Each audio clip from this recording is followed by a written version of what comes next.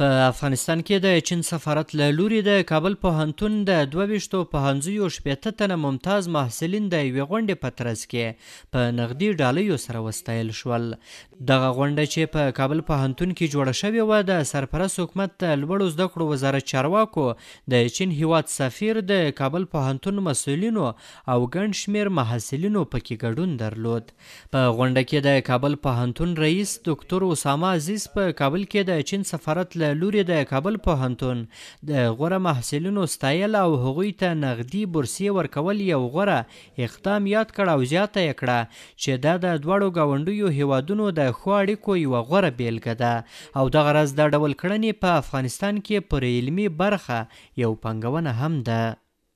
د دوو همسایه هیوادونو د ښو اړیکو او بالخصوص په علمي برخه کې د همکارۍ یوه ښه بیلګه دا ګڼلی شو.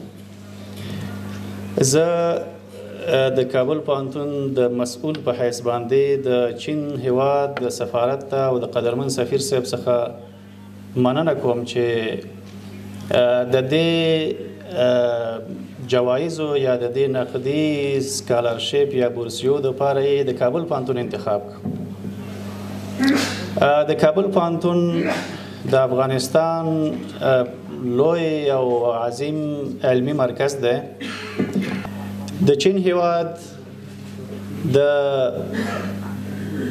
افغانستان سره د عالی تحصیلاتو په برخه کې چې کومې همکاري کړې دي د پام وړ همکاري دي، د قدر په سترګه ورته ګورو، مننه ترې کوو. په غونډه کې د لوړو زده کړو وزارت چارواکو ویل چې چین تل له افغانستان سره په علمي او نورو برخو کې مرستې کړې دي او دوی هیله لري چې دغه مرستې دوام پیدا کړي. د همسایه د یو د بل حقوقو په بنا باندې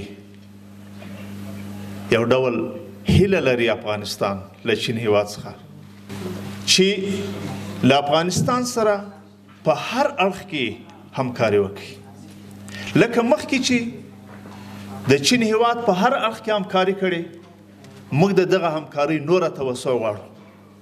د کابل پوهنتون د غوره محصلینو د ستاینې په دې غونډه کې د چین هیواد سفیر جاو شینګ وویل چې هیواد یې تل هڅه کړې ترڅو په علمي برخه کې له افغانستان سره همکارۍ زیاتې او پراخې کړي. د نوموړي په خبره چې اوس مهال په چین هیواد کې زرګونه افغان محصلین په زده کړو بوخت دي او هڅه کوي چې دغه شمیر نور هم زیات کړي. زه ډیر خوشحاله یم چې د چین سفارت له لوري د کابل پوهنتون د غوره محصلینو لپاره د دې نغدي ډالیو په پروګرام کې ګډون لرم. زه د کابل پوهنتون دغه 80 تنه غوره محصلینو ته مبارکي وایم.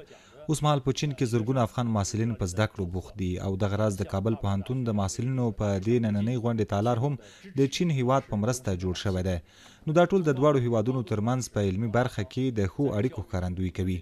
ورته مهال په کابل کې د چین سفارت له لوري د کابل پوهنتون ستایل شوي محصلین وایي چې دغه ډول غونډې د دوی پر روحیه ډیر مثبت تاثیر لري او دغه راز دا د دواړو هیوادونو ترمنځ د ټینګې دوستۍ او ښو اړیکو ښکارندویي کوي. نن دلته د چین هیواد د سفیر راغلی و او دغه محصلینو لپاره یې نغدي ډالۍ وویشلې چې په کابل پوهنتون کې یې ښې نمرې ترلاسه کړې وې. زه ډیر خوشحاله یم چې له دې جملې یو زه هم وم. دا ټول پروګرامونه ځوانان ډیر هڅوي. دلته د 40 کاله جګړې وې او ډیری ځوانانو درسي انګیزه له لاسه ورکړې وه، خو په دې ډول پروګرامونو سره یې موږ بیرته ترلاسه کولی شو. همکاری آشکار دو کشور میتونه دغه ډول غونډې د دواړو هیوادونو ټینګه دوستي ښکاره کوي او په علمي او فرهنګي برخه کې د چین هیواد مرستې نه هیریدونکې دي. د دوی په خبره چې چین تل په علمي برخه کې له افغانانو سره مرسته کړې او دغه مرستې باید نورې هم پراخې او زیاتې شي. زه د چین هیواد له لوري د کابل پوهنتون د غوره محصلینو د ستاینې په غونډه کې د ګډون او خپل اجازې د ترلاسه کولو لپاره دلته راغلی یم. موږ له دوی څخه ډیره زیاته مننه کوو. دلته موږ له دوی سره خبرې وکړې او دوی ډاډ راکړ چې دغه ډول پروګرامونه به د افغان محصلینو لپاره دوام پیدا کړي. زموږ غوښتنه هم همدا ده چې چین هیواد دې زموږ لاسنیوی وکړي. شرایط فعلی چیزی که محصلین کشور ما کم داره، اوس مهال زموږ د محصلینو تر ټولو لویه ستونزه د انګیزې نشتون دی او دغه ډول پروګرامونه کولی شي چې زموږ په محصلینو کې انګیزه پیدا کړي او زموږ له خپل دوست او ورور هیواد چین څخه غوښتنه هم دا ده چې دې ډول غونډو او د محصلینو ملاتړ ته دوام ورکړي. د یادونې وړ ده چې چین هیواد تر دې وړاندې هم له کابل پوهنتون سره په پراختیایي او ګڼو نورو برخو کې مرستې او همکارۍ کړې دي. احسان الله کریمي، CGTN پښتو کابل.